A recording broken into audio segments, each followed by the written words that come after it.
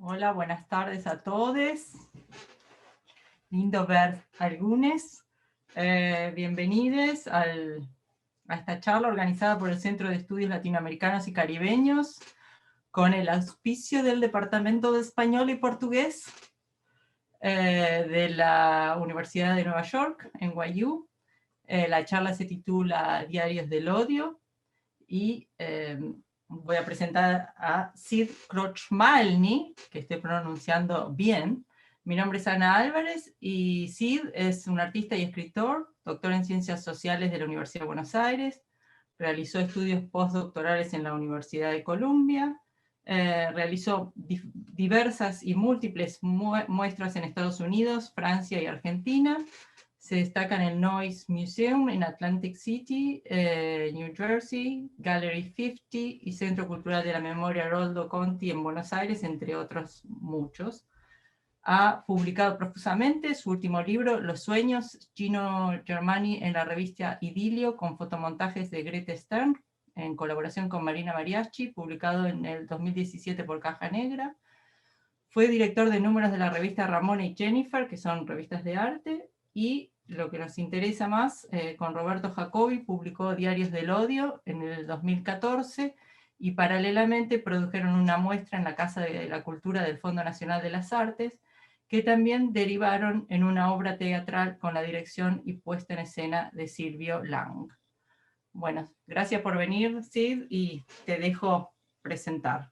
Muchas gracias, Ana, por esta invitación y a todo el departamento y el equipo de NYU por darme la oportunidad de poder reflexionar con ustedes acerca de esta obra que ya desde que la concebimos ha pasado una década, desde que la realizamos 6 años, y que hasta el día de hoy nos convoca para seguir reflexionando frente a las derivas del odio, ¿no?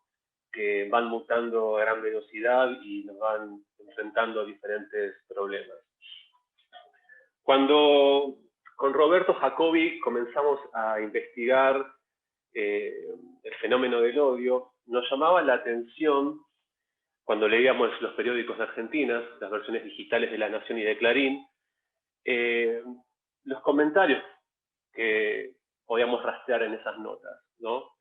Nos encontrábamos con 600 y 1000 comentarios por día en el año 2000, en 2010, que en realidad habían comenzado por el 2008, en un contexto político particular, que fue en el lockout del campo, cuando el gobierno de Cristina Fernández de Kirchner intentó llevar a cabo una política recaudatoria de impuestos, intentó llevar a cabo una ley, la famosa 125, para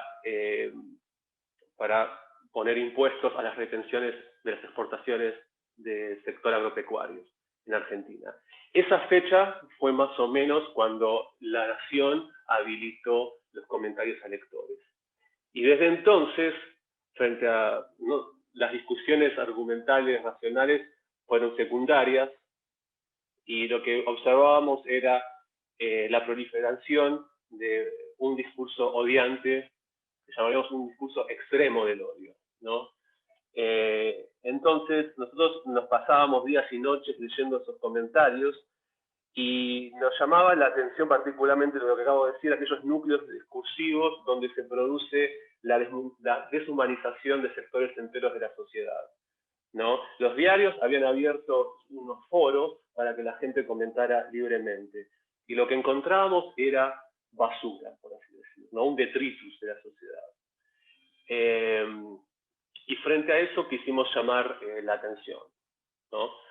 O sea, creo que lo que nosotros hicimos fue visibilizar el discurso del odio extremo que circulaba en aquel momento subrepticiamente en los foros de lectores de La Nación y de Clarín. La operación que nosotros hicimos podemos reducirla a 2 elementos. Por un lado, hicimos un ready-made, es decir, tomamos algo que ya existe, ¿sí? Que está ahí, nosotros no creamos esos horribles discursos. Y por el otro, trabajamos con basura. Son 2 operaciones que podemos llamar clásicas del arte contemporáneo, ¿no? Que podemos crear manuales de arte al respecto. Y con esas 2 operaciones hicimos enmarcar poner en escena, hacer visible aquello que comenzaba a visibilizarse. Porque podemos decir que el odio existe, está en la sociedad, está circulando, pero a través de los portales de Internet encontraron, por así decir, un espacio social para hacerse visible.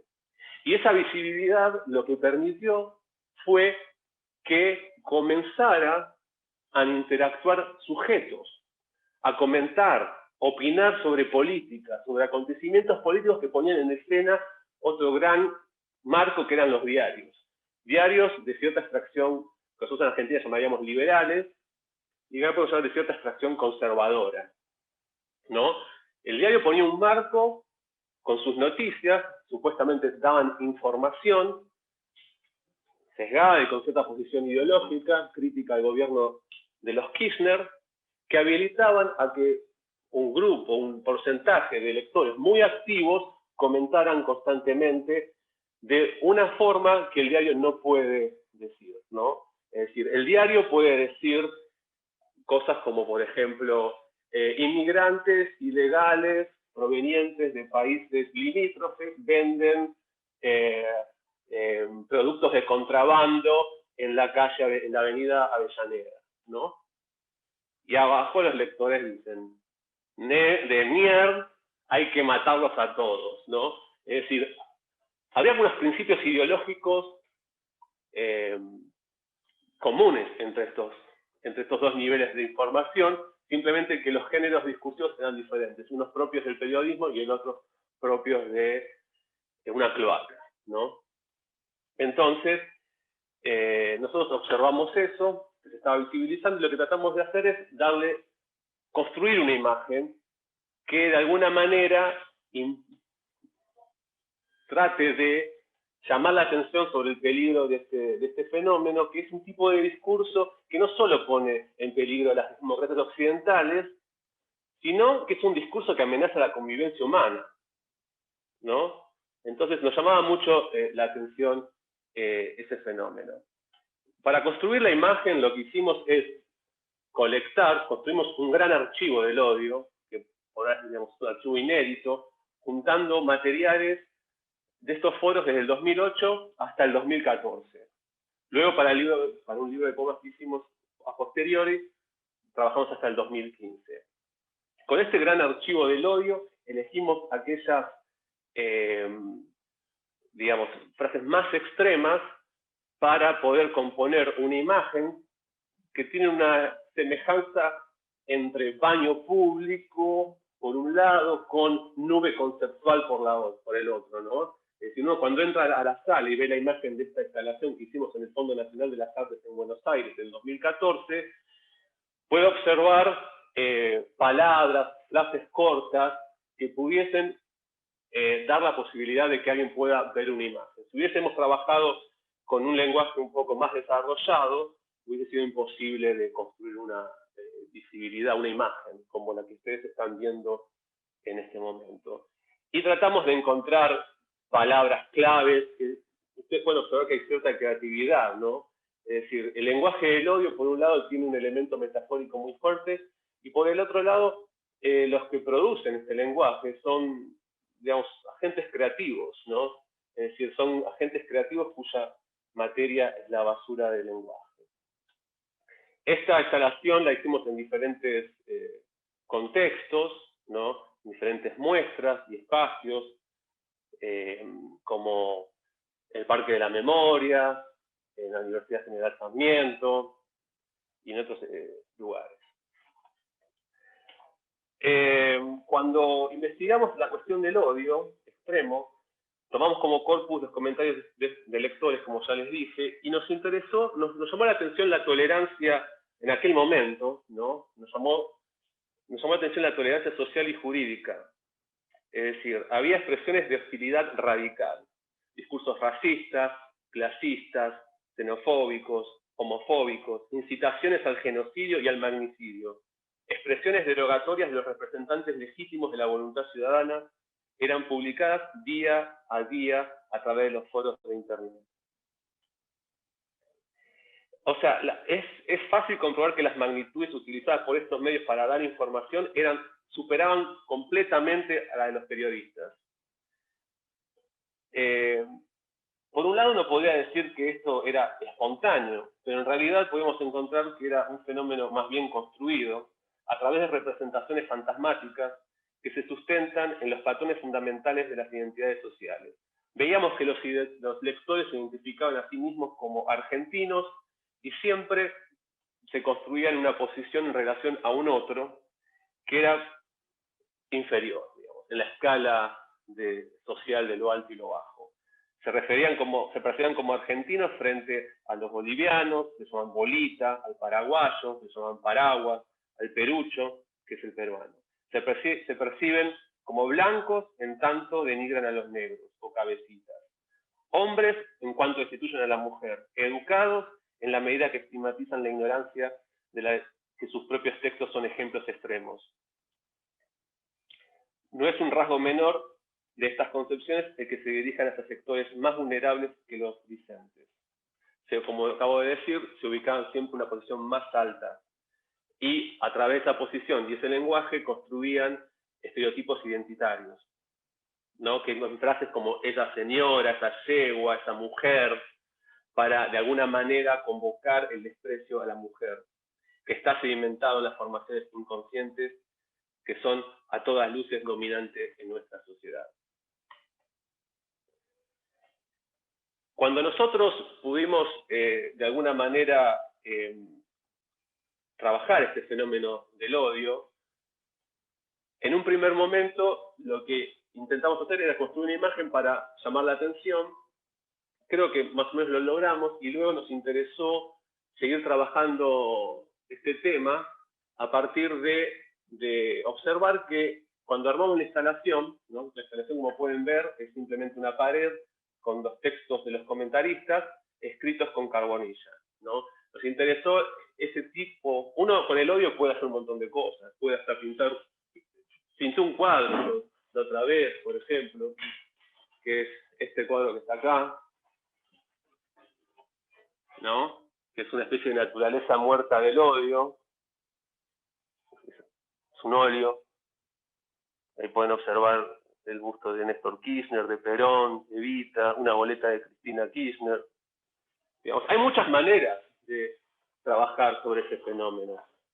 Pero particularmente me parece la más interesante trabajar con el lenguaje mismo y con la carbonilla, que porta una estética del material muy característica, que es la de ser madera quemada, ¿no? Es un árbol quemado. Y todo lo que refiere, todo lo que connota ese material, ¿no? Que es un material muerto, que significa destrucción, eliminación.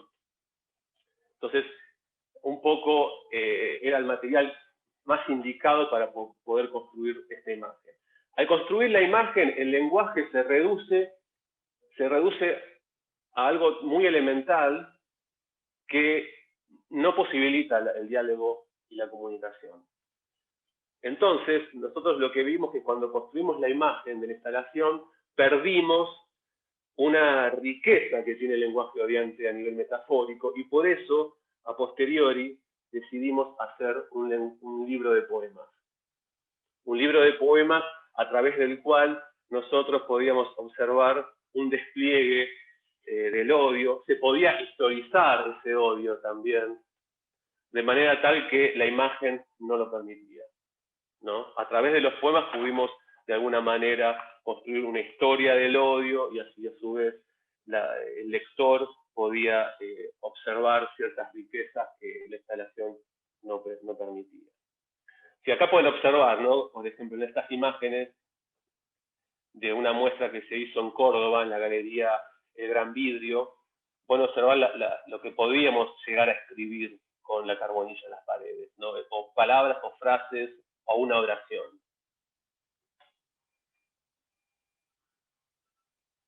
Ahí voy pasando para que vean.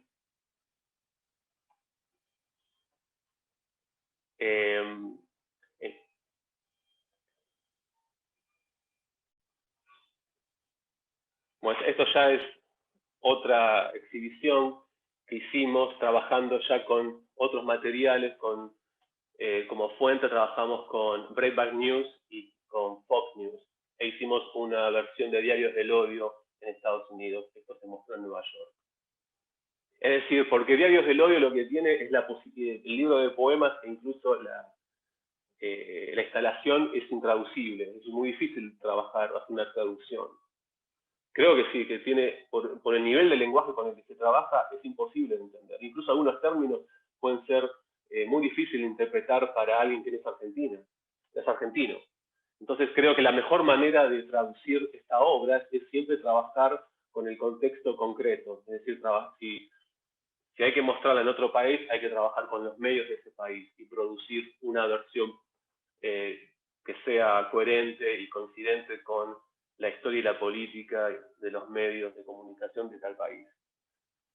Por el momento pudimos hacer una versión en Estados Unidos, en Nueva York, otras también hicimos en Uruguay, y hasta hicimos una versión local en Bahía Blanca, que es una ciudad de la provincia de Buenos Aires. Acá pueden ver algunas expresiones tomadas de Breitbart News, lo pueden inclusive leer. Pueden observar que son fenómenos, ahí se puede observar muy bien lo que es un fenómeno que, si bien nosotros lanzamos en Argentina, es un fenómeno global, coincidente en diferentes partes del mundo. No es simplemente argentino. Es más, y estuvimos por hacer una versión este año en Brasil, pero no pudimos por el COVID. Sería una versión por invitación de la International Sociological Association, que iba a ser un congreso en Porto Alegre, pero bueno, se suspendió por las razones que todos conocen.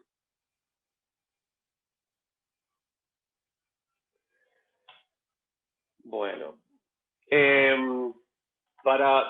volviendo a la versión de Estados Unidos, para hacer una versión en cada contexto es necesario clasificar los acontecimientos históricos, pensar esos acontecimientos históricos como performance, y a partir de ahí ir abordando núcleos temáticos de la historia contemporánea para ir rastreando ciertos ejes y objetos que van construyendo el discurso odiante. Acá hay algunos elementos que fuimos trabajando para hacer la versión de Estados Unidos. Que lo que tiene esta pieza es que siempre es una pieza que se va adaptando, ¿no? Constante, es difícil de cristalizar. La cristalización de una instalación es simplemente un momento en la historia que luego se va reproduciendo de otras maneras. Voy a ir al material de los poemas que estuve hablando antes. Acá hay algunos. Esta es la instalación que hicimos en la última versión en la ex-EXMA, en el Museo de la Memoria. Pero bueno, como pueden observar, son palabras, conceptos muy concretos, y la versión del poema permitía ver otras características de este lenguaje. Acá les voy a leer algunos fragmentos de uno de los poemas, que le titulamos Milagro en Roma, que refiere a Milagro Sala, que es una activista argentina, que de alguna manera una figura que con Roberto siempre decíamos, con Jacobi, que era uno de los personajes políticos que más captaban el discurso odiante por su condición de mujer, por su condición de ser de clase popular, por su condición de formar parte de la tradición de los pueblos originarios, ¿no? Esos elementos juntos en una persona hacía que el discurso odiante se expresara a su máxima potencia. Es decir, lo más horrible que podemos encontrar era siempre referido a ella. Acá lo van a poder leer. Dice así: perdón, ¿la Milagros es alemana? ¿Esta mina en Italia? ¡Qué desastre, por Dios! Negra puta, ¿con qué guita garpaste los viajes? Seguro que con la de mis impuestos. La puta que te parió. Negra maldita, sin dignidad, vendiste a tu gente por acercarte al gobierno y recibir dinero. Son como una especie de Judas Iscariote. No me quiero imaginar de dónde habrá sacado esta negrada los dólares para ir a hacer turismo a Europa. Indignante ver a estos creadores de miseria y odio juntos y sonriendo. Se merecen lo peor. Dos forúnculos de la política enquistados en el poder corrupto de la mafia acá. Dos vividores del pueblo, uno cobrando en euros, la otra viajando con los repulsos mal habidos. Que alguien haga justicia y aniquile a los dos monstruos de la foto. Dos gronchos se saludan en el viejo y caro continente. ¡Ja! ¿Quién pagará tanto despilfarro? Supongo que le habrán indicado en el avión donde queda el baño. O habrá hecho en el piso. Anti-Argentina, anticultura. ¿Qué haces en Europa? Que la cuelguen por cipaya, a ver si esta turra aprendió algo del Papa y se deja de robar. Se dedica a los pueblos originarios y no trabaja más para el gobierno. Hacienda lo que éste le conviene y no a sus comunidades originarias. Pura basura acá. Dos muertos entre muchos políticos K, que se tendrán que buscar otro curro a partir del 2015. Los tres, la India, el corrupto y el líder de la secta pedófila. Milagro, puede ser que compartas celdas con este delincuente. Así no tenés que viajar a visitarlo a costillas nuestras. Terrorista de cuarta y oligarca de primera. Asco, solo asco, parásitos no sirven para nada. Ya les queda poco. Ladrones corruptos, a esta terrorista habría que meterla presa por incitar al desorden público, por violar propiedad privada y por ejercicio de la violencia como medio de presión. Bueno, pueden observar, ¿no? Esto es lo que se decía de ella en los foros, ¿no? Algunos ejemplos con los cuales nosotros pudimos construir este poema, Problema. Y también me parece interesante señalar que ella fue la primera detenida, digamos, cuando hubo un cambio de gobierno en 2015, las elecciones presidenciales fueron disputadas por Daniel Scioli, que era el representante de la fuerza política vinculada al kirchnerismo, frente a Mauricio Macri, representante de la derecha argentina. Macri gana, y al cambio del gobierno, al poco tiempo, Milagro Sala es detenida. Entonces es como que uno podía ver que estas palabras de odio se transformaban al poco tiempo en acción directa, ¿no? Con el apoyo de todos los medios masivos de comunicación y de sectores de la sociedad. Bueno, ese es un ejemplo que cuando uno tiene que leer este poema es muy difícil traducirlo, ¿no? Porque tiene algo de mucha información local. Este es un poco, aunque también tenga estos elementos, es un poco más global, por así decir, porque si bien refiere a nuestros negros, también de alguna manera refieren a muchos otros negros, de otros contextos. Pero bueno, de todas maneras el título dice negro de caca, lo explico para aquellos que son argentinos, negro de caca, bueno, caca mierda, y al mismo tiempo con las letras K refieren a Kirchner. Dice así: querido negro de mierda, ahora entendés por qué te trato así, ahora entendés que somos diferentes, entendés por qué te quiero ver romperte la cabeza. Cuando vas en tu moto, cuando me querés limpiar un vidrio, no es por tu color de piel, sos una rata y eso no se maquilla. Anoche te dejaron la ciudad y ¿qué hiciste? La rompiste y maltrataste a su gente, robaste y no era comida. Mañana, cuando esto pase, voy a seguir marcándote con un dedo, señalándote y diferenciándote como el negrito de mierda que sos, porque no valés ni un solo derecho humano. Te deseo un verano caluroso, ni un peso para el vino y una bala en la cabeza. Bueno, nosotros cuando trabajamos, como les dije, el libro de poemas,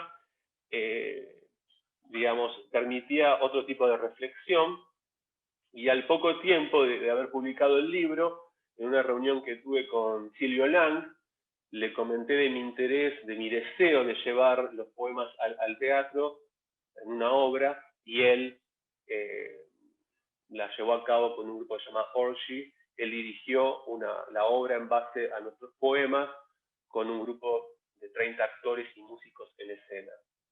Que de ahí, digamos, también él introdujo otros elementos para complejizar, que la idea de la pastoral, la lectura de los poemas eran realizadas acompañadas por una banda musical de pop evangélico, y había un grupo, que ustedes observan las imágenes, de vecinos, se llamaban vecinos, y ellos formaban coreografías por cada poemario, y uno de ellos salía de la manada del grupo, del colectivo, y cantaba uno de los poemas.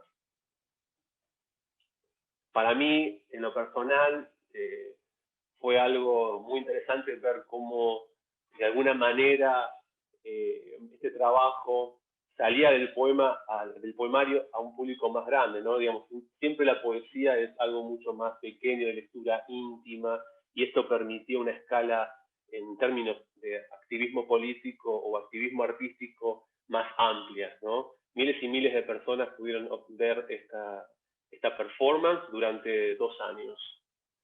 Bueno, esta primera parte de la charla, bueno, me queda muy poco tiempo para las preguntas, pero lo que quiero decir es que esto fue un poco más o menos lo que hicimos con Diarios del Odio, que luego no significó para nosotros hayamos terminado de reflexionar.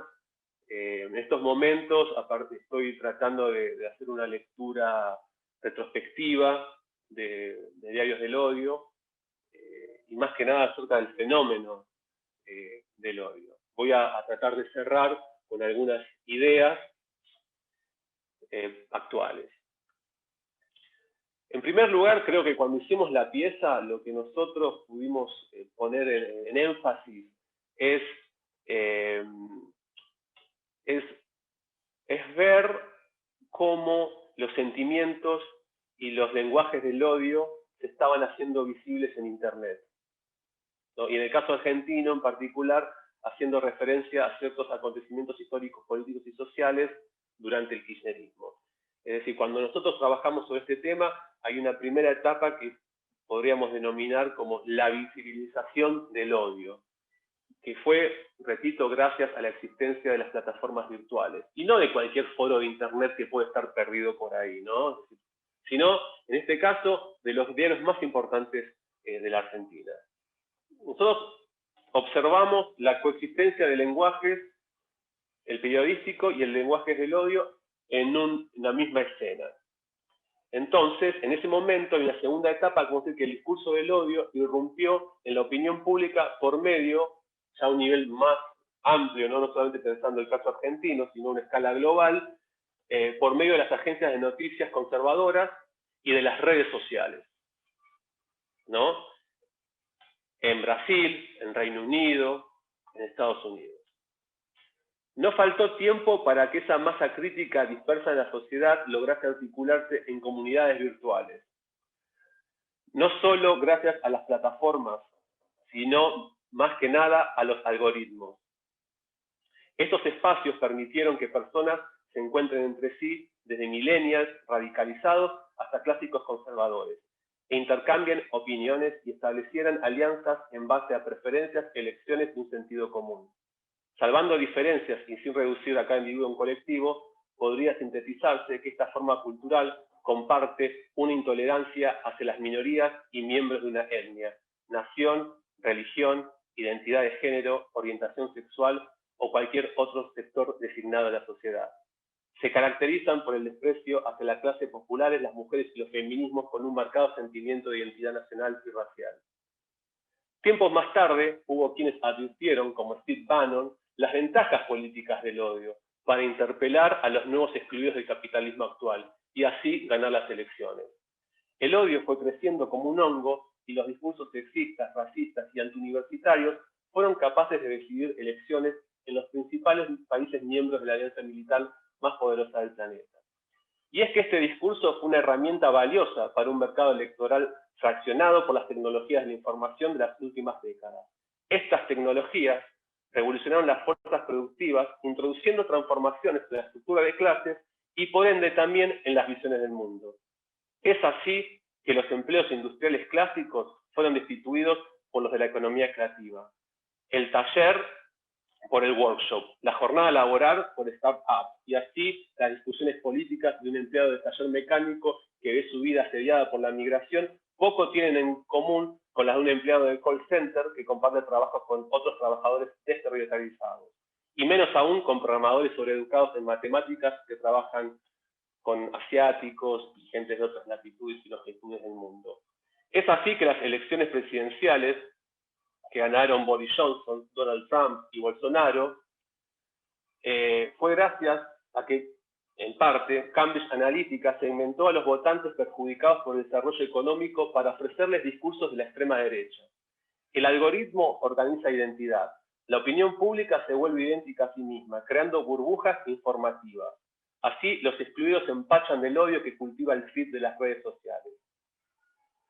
En este contexto, pienso que las víctimas de la globalización se vuelven en contra de la democracia. Gracias al odio y los algoritmos, pueden invertir el compromiso de clases y hacer jugar a la larga cola y la fragmentación del público. Hubo una profesionalización del odio y automatización del odio a través de los trolls y de los bots, organizados muchos de ellos en call centers. Simultáneamente, lo que observamos en los últimos años, o sea, en el periodo, digamos, 2015-2016, es que este odio comenzó ya a trascender la esfera virtual y organizarse políticamente en grupos, ¿no? Y tratar de tener presencia en espacios públicos. Muchos de ellos encontraron sus candidatos y líderes. El odio exime a la derecha de todo compromiso, incluso permitiendo que en el país más racista de la Tierra, la dirigencia política pose de antirracista, como ocurrió en Charlottesville, Virginia. Mientras el programa de la izquierda, en aquel momento, mantenía una desventaja táctica, porque tenía que trabajar con aglutinar a una minoría en términos demográficos. A partir de Charlottesville, lo que yo observo es que se produce un fenómeno en que las grandes corporaciones mediáticas, las redes sociales, que fueron uno de los actores que permitieron que el lenguaje de los discursos del odio florecieran, se visibilizaran y se organizaran, pusieron un stop frente a eso. A partir de lo de Charlottesville, Virginia, comenzaron a cerrar los grupos, los foros, a cerrar canales de YouTube. Hubo un momento hubo una especie de censura de estos grupos. No solamente a estas organizaciones, sino también a muchos de sus teóricos, como Molbrook, Dick Land, Jordan Peterson, entre otros. Creo que hoy, digamos, hay una discusión que, bueno, solamente todos las conocen, que se divide en dos partes. Por un lado, la libertad de expresión, y por el otro lado, el discurso del odio. Están quienes, por un lado, piensan que el discurso del odio debería ser regulado, ¿sí? Y por el otro, están quienes defienden que debe permitirse el discurso del odio y defender la libertad de expresión. Es interesante que desde los dos lados ven como una amenaza totalitaria, es decir, tratar de censurar el discurso del odio sería un acto totalitario, pero se olvidan que el discurso del odio tiene una matriz totalmente totalitaria, es decir, lo que está diciendo es la posibilidad de convivir con el otro, ¿no? Y la libertad de expresión pone un problema de quién va a empezar a controlar lo que decimos, lo que podemos decir. Es decir, en realidad son dos caras de una misma moneda y de un mismo fenómeno que aún no tengo claro, pero sí lo que estoy observando actualmente es un paso más allá, o lo que estoy pensando en la actualidad es que esto tiene que ver con un fenómeno social, global, en las que las corporaciones tecnológicas están asumiendo roles estatales, ¿sí? Es decir, la capacidad de una política punitiva acerca de lo que se dice, ¿sí? Y por el otro, con la monetarización y la creación de una moneda propia. Es decir, grupos como Facebook, lo que están desarrollando son herramientas propias de los estados y con una capacidad de información y de control aún mayor que los propios estados, por la cantidad de información que manejan. Bueno, eso es un poco lo que puedo desprender de las lecturas actuales que estoy haciendo con respecto al fenómeno del odio. Y voy a dejar un poco de tiempo para dialogar, porque ya hablé bastante. Muy bien, muchas gracias. Tenés la suerte que estamos en Zoom, así que no te puedo gritar, para. Claro. Bueno, no sé si alguien... Puedes hacer así. Y iba a hacer... ahí vi que alguien... No sé, Gabriel, si querés preguntar algo. Veo también una pregunta de Jens. No me pidan que lo lea, preferiría que hablen, si no les molesta. Me parece que Jens tenía preguntas, que vaya Jens y después en todo caso yo me sumo. Alias Oliverio. Hola, Jens. No, me tenté con eso de hacerte comentarios de usuario, como para seguir en el mismo medio. Pero en realidad se me ocurrieron... la segunda pregunta es por ahí la más idiota, pero por más obvia que sea, quizás hay que hacerla, ¿no? Porque, claro, los diarios del odio son los odios de un bando, ¿no? Son Clarín, La Nación, sí. O sea, son el odio de la derecha hacia los K, etcétera, ¿no? Entonces pensaba que obviamente no se podrían hacer de la misma manera diarios del odio con los comentarios de página porque no habría como masa crítica, ¿no? No tanto quizás porque no hay odio del lado, entre comillas, nuestro, sino que me parece, no sé si estás de acuerdo, que muchas veces lo que veo en estos comentarios o en medios como el Destape, que surgieron como medio de, ¿no? para hacerle la contra a los medios hegemónicos, es un uso de la ironía, y justamente los diarios del odio funcionan tan bien como proyecto porque no hay ironía en estos comentarios, son, ¿no?, absolutamente no mediados, es el afecto puro. Entonces, esto, nada, me interesaría que pensás al respecto, ¿no? Porque se podría concluir que el odio esté por sí de derecha, pero me parece que hay algo más complejo ahí, ¿no? Que quizás la derecha es la que mejor moviliza lenguajes del afecto, sean las que fuesen, y cómo pensamos esto tanto desde lo estético como desde lo político, ¿no? Quizás lo dejo ahí, no, me parece que la pregunta que haces es una súper pregunta clave. Y no sé si tengo no sé, ayer estamos hablando con Ana, estuvimos en una clase, y en parte, por un lado, lo que estás diciendo ahora es el tema de debate. ¿Es el odio está del lado de la derecha?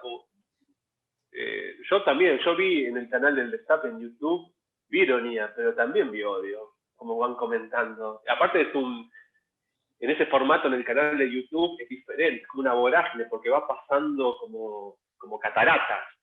Y ya está difícil de captar, por lo menos lo que yo pude ver, o de la manera en la que yo me acerqué frente a ese discurso. Yo creo que el odio puede estar en los dos lados. Evidentemente se desarrolló primero en este momento en la derecha, pero también está del otro lado.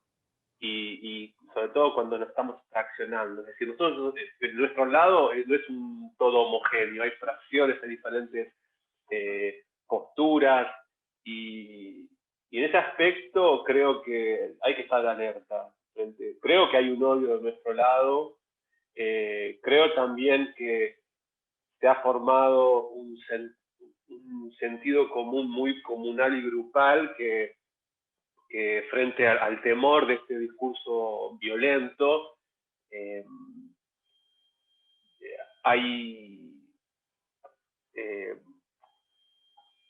hay una cuestión de a veces no dejar hablar a estos otros. Le doy un ejemplo. Yo creo que hay algo muy importante para mí, es hacer una distinción entre odio extremo, ¿sí?, e ideas controversiales, que no son lo mismo.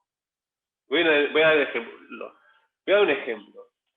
Una cosa es decir, voy a matar, Mr. Johnson, usted es un negro hijo de... que hay que reventarlo, prenderlo fuego y empalarlo en la plaza, ¿no? Usted no merece vivir con nosotros. Y otra cosa es, que es horrible también, es alguien que diga, bueno, yo creo que en Estados Unidos hay millones de personas viviendo en condiciones ilegales y que esas personas que viven en condiciones ilegales no son ciudadanos y evidentemente prefieren vivir siendo, no sé, ciudadanos de tercera o vivir en un apartheid.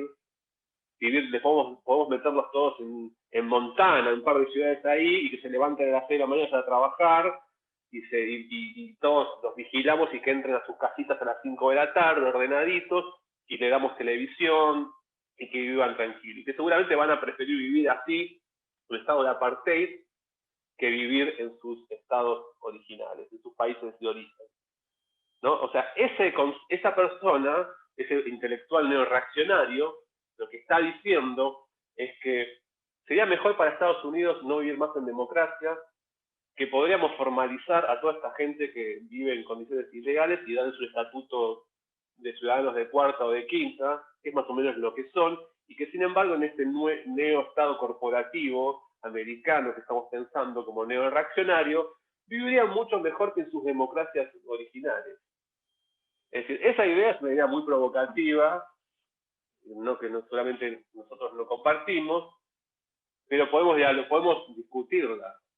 Es decir, ¿no? Podemos establecer una discusión con el otro, no porque esté insultando, grita, no dice mucho, está amenazando con golpearme, no hay posibilidad de diálogo, pero yo creo que ahí hay una diferencia.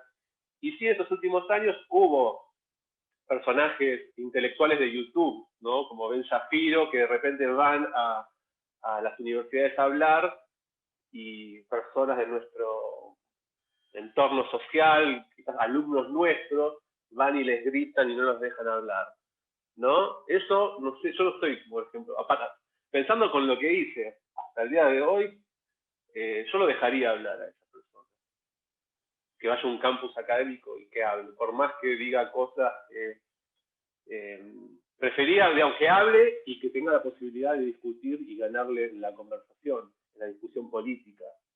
Entonces, creo que odio e intolerancia también entró en nuestro lado en estos últimos años.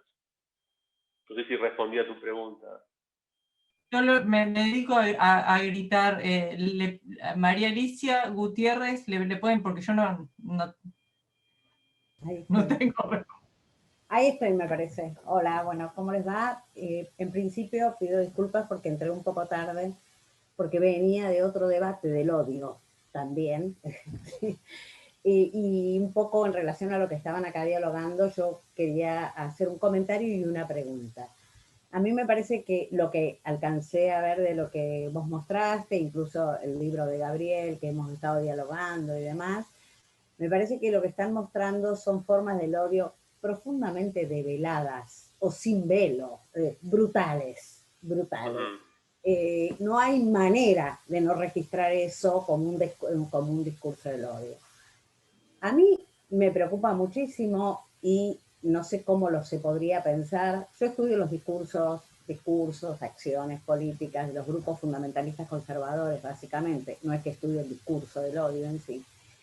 Y me parece que he visto, tanto a nivel global, he presenciado discursos en Naciones Unidas que son de terror, bajo un velo de racionalidad, de cosas que uno no podría no estar de acuerdo. Por ejemplo, estar en contra de los derechos humanos internacionales, sobre todo de las personas LGTBI queer, a través del concepto de la soberanía.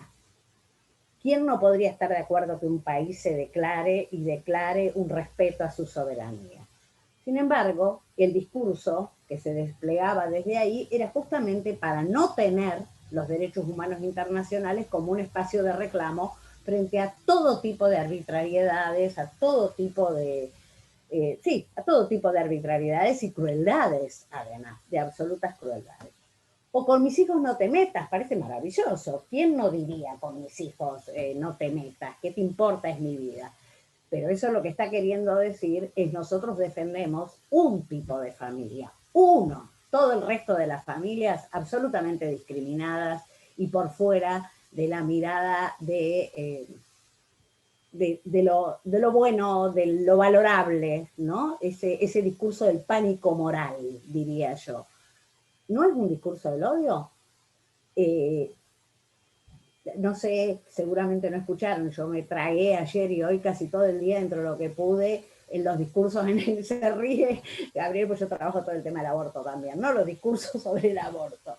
Bueno, uno empieza por reírse, uno sigue por decir, ya te lo escuché todo esto en el 2018, uno sigue por decir, no tenés ninguna racionalidad. Después sigue por decir, no nos mientas más, lo que estás haciendo es una mentira absoluta, distorsión de datos, distorsión de historia, distorsión de valores. Y lo último que uno dice, basta de odio a la diferencia, basta del odio y del respeto a las mujeres, a las personas gestantes, LGTB queer, migrantes, lo que fuere. Entonces, a mí me parece que el discurso del odio develado, negro de mierda, casi me parece hasta más razonable, ¿no? Porque uno ahí está tan evidente que no hay manera de no poder responder a eso. Lo otro me parece muchísimo más peligroso, porque son construcciones ideológicas, políticas, con trascendencias políticas que terminan en un Trump, en un Bolsonaro, en una estrategia de desmocratizar la democracia, y no porque yo valore profundamente la democracia, pero bueno, antes de los más profundos autoritarismos, por supuesto que sí, desdemocratizarla desde adentro con las reglas de la democracia. Todos esos sujetos son profundamente profusores del discurso del odio, y sin embargo no parecen, y sin embargo el sentido común no lo refleja de esa manera. Hoy habló un pastor, yo no les puedo decir las cosas que decía, era odio puro. ¿De dónde viene ese pastor? Trabajando en las villas más empobrecidas del conurbano Buenos Aires. Eso construyen, ese sentido común construyen desde el odio más profundo, bajo el hálito de la espiritualidad, de Dios o de lo que fuera.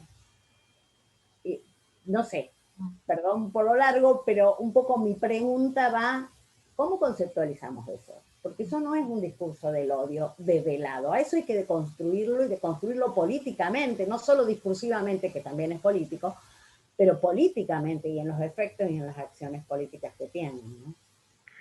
Yo creo que hoy es el mapa, desde que trabajamos este tema, está más claro. Creo que hoy, si uno tiene que construir la escena ideológica contemporánea, podemos decir que están, por un lado está la élite progresista, está el marxismo cultural, los liberales, los conservadores, y quizás el grupo este al que vos aludís hasta tiene un nombre, se llama la neoreacción. Hay un teórico que se llama Moldbuk, que escribió un libro que se llama Carta Abierta a Progresistas de Mente Abierta. No sé si lo han leído. Y él es parte de un grupo que con diferencias que se llama Dark Enlightenment. Ellos proponen volver a una forma social,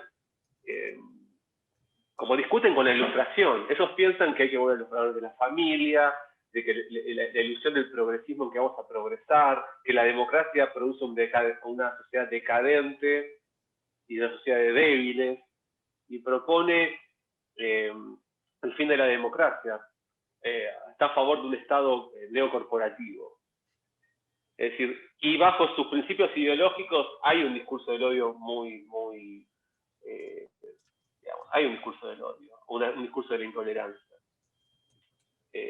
Yo lo que pienso es que esas expresiones ideológicas es complicado, hay que dejarlas hablar, esas que pueden hablar. Creo que sí. Yo los dejaría hablar y discutiría con ellos y argumentaría de otra manera. Es lo mismo que decir, no sé, porque quiero decir lo siguiente, vamos a dejar que corporaciones actuales como Facebook, YouTube, todas las que controlan los canales de información, que así pueden censurar a estos teóricos de la neoreacción, también tranquilamente podrían cerrar las páginas del BTS, no sé, de grupos trotskistas, porque están en contra de la democracia, están a favor de la dictadura del proletariado. Entonces, y hay un discurso antiburgués, puede decir odio al burgués, ¿no? Expropiado. Entonces, también podrían ir por ahí, y también muchos van, digamos, censurar a esos grupos. Después de Charlottesville, lo que hubo fue, cerraron páginas de Facebook, cerraron incluso sitios web como GoDaddy.com, que son como que permiten los hostings de websites. Es decir, no es que te cierro tu grupo de Facebook, te cierro tu página web, te borro todo tu email, todo tu archivo. Yo lo que pienso es que la democracia contemporánea está siempre en transformación y hay que estar alerta, esto hay que ir pensándolo constantemente y hay que tomar posiciones tácticas al respecto. El discurso odiante, hay un momento que puede hablar y es un discurso que quizás no tiene mucha trascendencia, pero hay momentos en los cuales sí tiene trascendencia y puede llegar a transformarse en un movimiento político que puede tomar el poder, incluso puede clausurar la democracia y transformarse en una dictadura y puede ser una amenaza hasta armamentística mundial como fue el nazismo.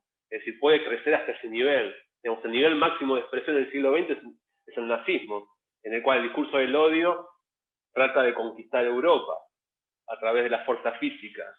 Es decir, bueno, ahí sí que libertad de expresión, o sea, ahí se clausulan hay un estado de emergencia, parece. Yo creo que hay que eludir la discusión de los principios absolutos de libertad de expresión versus terror al discurso odiante y verlo tácticamente según el devenir de la historia y ver cuándo sí realmente se transforma en una amenaza real y trascendente en el cual puede anular la convivencia humana. Pues un discurso que si se desarrolla, ¿no? Es un discurso del exterminio, ¿no? También hay un cierto peligro en construir organizaciones que empiezan que hoy existen como todas las tecnologías que estamos utilizando, si hay organizaciones que empiezan a controlar lo que podemos empezar a decir, ¿no? Lo que podemos decir, lo que no podemos decir. Ambos sectores que se plantean como antinomias ambos amenazan la posibilidad de convivencia democrática, la posibilidad de que no puedas hablar y la posibilidad de que mi discurso en realidad sea la imposibilidad de que vos vivas conmigo. Ok, yo hago de las malas que vamos a hacer. Gonzalo Bárbaro. Pedraza, ¿querrías, le abrís el micrófono, Mar, please? O Melissa, ¿le abren el micrófono a Gonzalo? Bueno, quería felicitar la charla, estuvo buenísima. Yo estoy en Chile ahora y básicamente estos textos del odio son bastante parecidos. Y tengo la pregunta de que estos textos tú los vas encontrando como textos gráficos en estas páginas. ¿Por qué se traducen en esta caligrafía? ¿Cuál es la decisión, por ejemplo, de escribir negro, que aparece negro escrito como lo vemos en un computador, con una cierta grafía, como un tag? Porque es como si el texto del odio fuera de derecha, pero su traducción visual fuera como un texto de baño. Entonces, esa es mi pregunta. ¿Qué decisiones estéticas hay ahí? Sí, yo creo que cuando hicimos la instalación lo que nos interesó en parte era invitar a un montón de personas diferentes y que esas personas tuviesen la libertad de escribir, digamos, a su manera, porque evidentemente la idea de personalizar un poco ese discurso. El discurso del odio a nivel comentario digital queda un sentido, digamos, todo lo que es la caligrafía se pierde. Entonces nos interesaba esa idea de que, digamos, transformar ese comentario del teclado del computador a algo manual. Hubo una libertad, hubo una especie de ambivalencia entre libertad, porque yo intervenía en ese mural. Yo al mismo tiempo trataba de darle construir una imagen. Había una dirección, pero había mucha libertad. E invitamos artistas. Hubo muchos casos que invitamos artistas, y que los artistas tuviesen cierta libertad de poder escribir como ellos tuviesen la gana, ¿no? Que ese discurso se personalizara. Y también la idea era que todos tenían que trabajar con carbonilla. La carbonilla, había carbonillas de diferentes tamaños que también permitían diferentes tipos de trazos. Yo podía darte la carbonilla más gruesa para que escribieses, o la más finita, que era muy difícil, que era casi invisible. Entonces, había una idea de totalidad visual, que vos entrabas a una sala y veías como grandes palabras, captaban tu atención para luego detenerte y focalizar y leer, pero que en una primera imagen, en una primera aproximación, pudieses ver el horror. Eso tenía como noción, digamos, de poder ver el horror de ese discurso. Y luego comenzar a detenerte en los fragmentos. Vos decís que hay una idea de baño público. Sí, yo creo que hay una idea de tradición de baño público o de pancarta callejera, ¿no? Pero hay muchas caligrafías en esas paredes. No todas necesariamente con los discursos, con una estética izquierdista, yo diría. No te vimos, Gonzalo. Sid, ¿sacás la pantalla así podemos ver caras? O sea, ¿sacás las figuras de la pantalla? No sé cómo se... ¿Qué saco? Perdón, ¿cómo saco? Stop share, ¿no? Ahí está. Ahí estamos todos. Ah, qué lindo. Bueno, Gabriel quería preguntar algo. No sé si Sara no quería preguntar algo, Sara Nadal, porque había algo por las dudas. Pero si no, yo ya que tengo el micrófono, hago la pregunta porque va directo a esto que estábamos hablando y por ahí Sara creo que va por el mismo lado. Sí, gracias, Sid. Buenísima la charla y buenísimo escucharte. Algo que me acordé antes de ir a la pregunta, que por ahí te interesa, no sé si sabes, esta mujer que se llama Rebecca Mercer, que fue una financista de la campaña de Trump, y que básicamente es la que le puso a Stephen Bannon, a Trump, digamos, ¿no? Que impuso como condición de su financiamiento Stephen Bannon. Hace pocas semanas, no tengo mucha data sobre esto, acaba de abrir una red social que se llama Parler, porque considera que Facebook o Twitter ya están demasiado censuradas, digamos, ¿no? Entonces, digo, ahí también la gestión de las plataformas de escritura en el marco de las lógicas de la libertad de expresión me parece que está atravesando nuevos capítulos, digamos, ¿no? Entonces ahí me parece que hay algo que, digo, Roberto y vos pescaron muy tempranamente y que me parece que va a abrir, que traza un ciclo que todavía obviamente sigue abierto, digamos, ¿no? Pero me interesó mucho esa última eventualidad, además con un nombre tan fuerte en este momento de las derechas en Estados Unidos. Pero bueno, fuera de eso, lo que quería escuchar un poco más era un poco volviendo a la cuestión de la caligrafía, ¿no? Y de la escritura. Esta decisión también de invitar como amigues, artistas o gente conocida, así gente con la que hay un cierto lazo afectivo, uno podría pensar, o más o menos afectivo, para que transcriban los enunciados del odio, digamos, ¿no?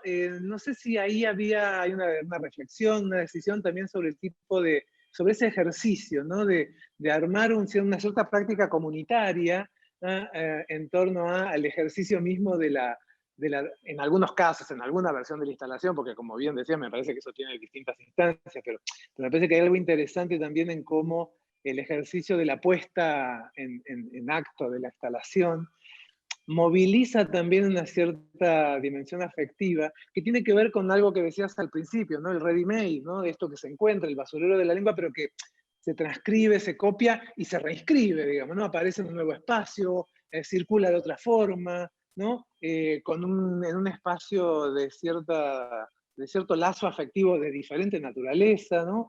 Me parece, ¿no? Y que ahí también por ahí también se resignifica, estamos haciendo algo con los enunciados del odio, ¿no? No sé si hay algo ahí si formaba parte del proyecto, si te parece que hay algo ahí para subrayar. Sí, yo creo que, por ejemplo, la primera vez que lo hicimos, que fue en el Fondo Nacional de las Artes, llamamos a nuestros amigos, vinieron 25 artistas. Estaba Mariela Scafati, que era la curadora, Daniel Joglar, un montón de artistas que Santiago Villanueva, y tendría que mencionar a todos, pero tomando vino, como... Sí, pues, y estamos como escribiendo, por así decir, aquel discurso que está en contra de nuestra forma de vida, ¿no? Aquel discurso que me quiere matar, que quiere que yo desaparezca, ¿no? O mis amigos, la gente con la que yo quiero estar, no tengamos la posibilidad de existir.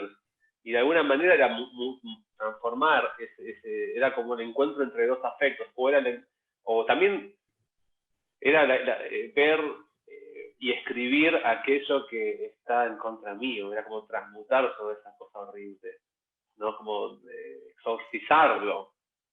Pero también se te escapa, porque de repente, yo me acuerdo con Roberto, después de hacer todo eso, dijimos un día, era de noche, era una muestra especial, ¿no? Pero esa muestra duró 3 meses, un par de meses. Y en el medio hubo un evento llamado la Noche de los Museos, ¿no?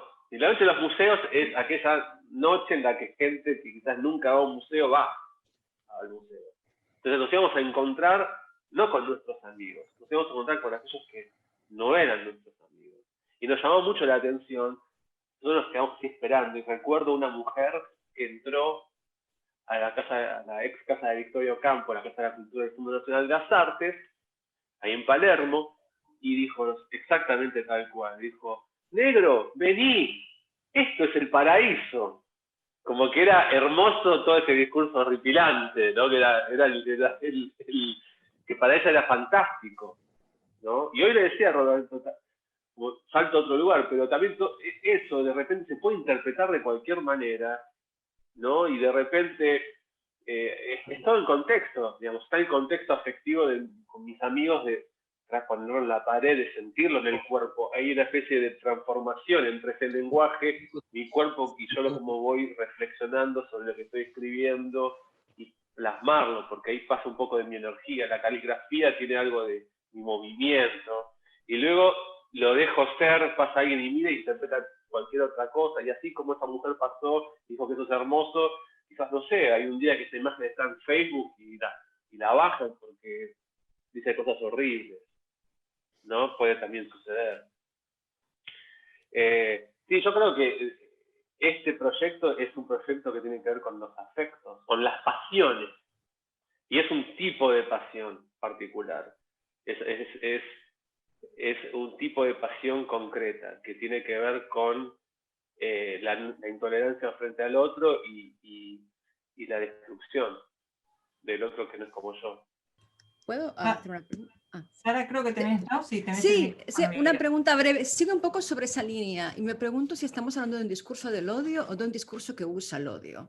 Y la cosa que me parece, la decisión de utilizar caligrafía, hasta cierto punto textualiza el improperio, textualiza lo que realmente en Internet es un grito.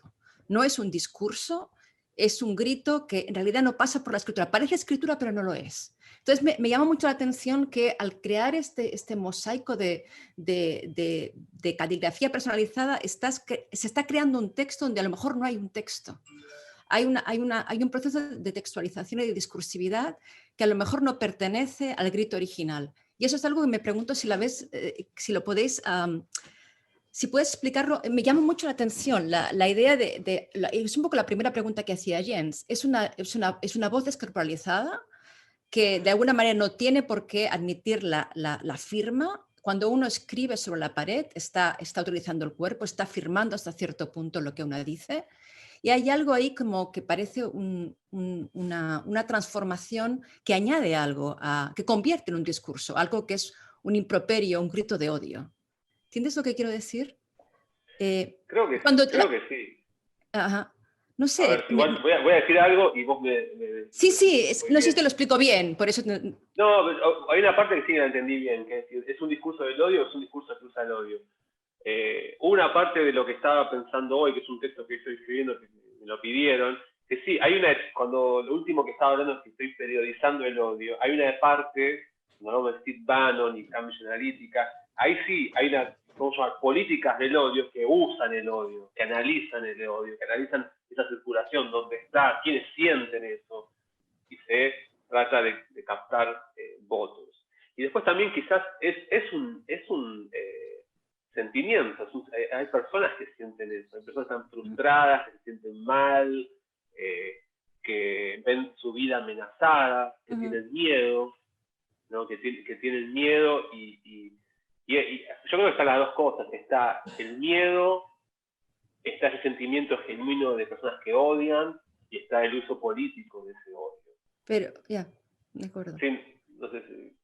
No, pero me acuerdo, yo no sé si los comentarios en esas plataformas son comentarios que son realmente comentarios textuales. No sé si pertenecen al campo de la escritura. No sé si pasan por la temporalidad de la escritura en la que una piensa y pertenece a un discurso. Algo que tiene que ver con el grito, que tiene que ver con ese odio que no está mediado todavía. La escritura tiene algo de proceso que ralentiza.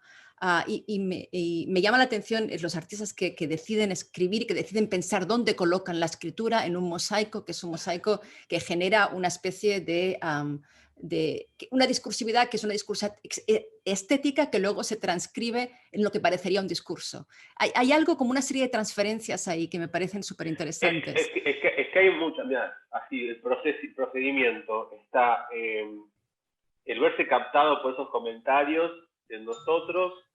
Luego de vernos captados por ese comentario, lo que hicimos fue construir una especie de genealogía histórica, ¿no?